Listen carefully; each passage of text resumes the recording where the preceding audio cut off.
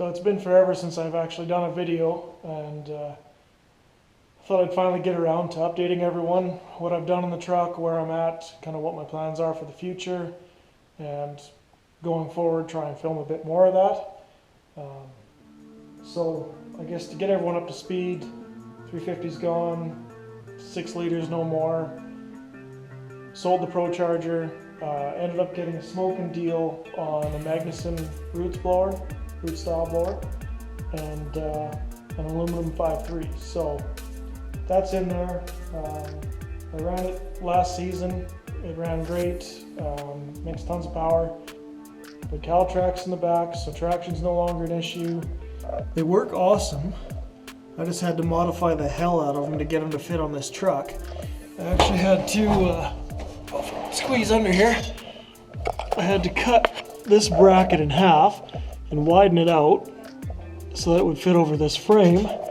And the brackets at the back, I had to,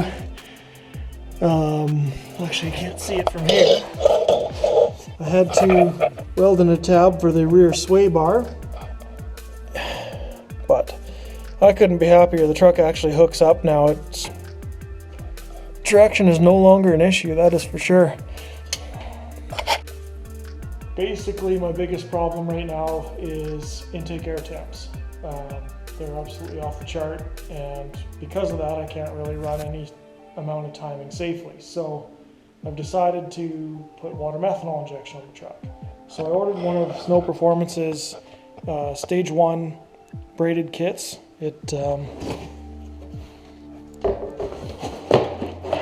I've actually ordered a different tank, not from Snow Performance. I want a little more capacity and a little tighter package than what they offer, because it is going behind the seat. But just your basic stage 1 braided kit. Comes with two nozzles. This one came with a 3 and a 6. So I've actually ordered a 5. Your relays, your wiring, all your little fittings. Since I am mounting it behind the seat, I have ordered the trunk mount kit, which is the shut-off solenoid and more line, basically. I got a bunch of different LED lights for indicators, all from Summit Racing, just because I don't like the lights that come with this kit, and these ones match everything else I have in the truck. I went with stage 1 just because it is a root style blower, and I don't really need a progressive setup. It's kind of on or off. But there's the setup anyway. It's more than a little tight in there, but I did manage to squeeze it in. So looks good, runs good, sounds good. I just need to deal with those IATs, like I said, so I can throw a bunch more timing at it and maybe actually make some power. Haven't really started yet. I just got it out of storage here, so I've started pulling things apart. I got the seat out of it now. I'll show you that. I plan on installing the reservoir back here, the pump, everything in behind the seat, and I'll just plumb it through.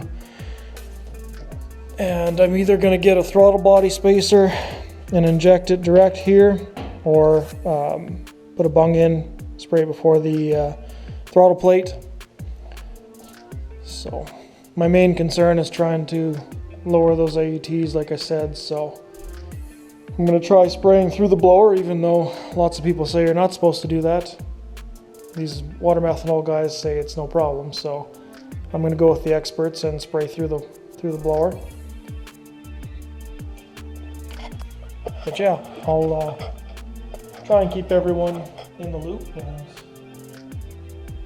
we can at least make an attempt to film everything I do. I'm really bad at that because I do all these changes and I never film anything.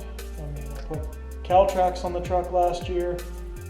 I got slicks. I don't think I filmed any racing. The little footage I have is from people in the stands or friends, and yeah, I need to do better. So going forward, we're gonna try and film more for sure.